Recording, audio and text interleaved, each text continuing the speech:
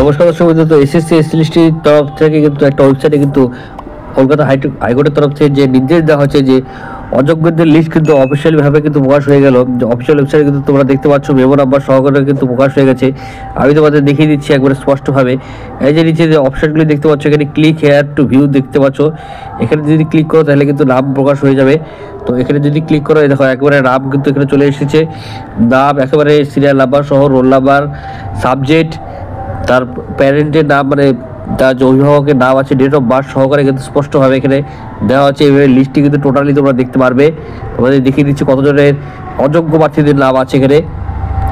এখানে দেখতে পাচ্ছ 1806 জনের যে অযোগ্য প্রার্থীর কিন্তু নাম এখানে প্রকাশ হয়ে গেছে, এবং এরা কিন্তু দুর্নীতি করে টাকা দিয়ে কিন্তু চাকরি নিয়েছে। অযোগ্য প্রার্থীদের নাম কিন্তু অফিসিয়ালভাবে কিন্তু প্রকাশ হয়ে গেল।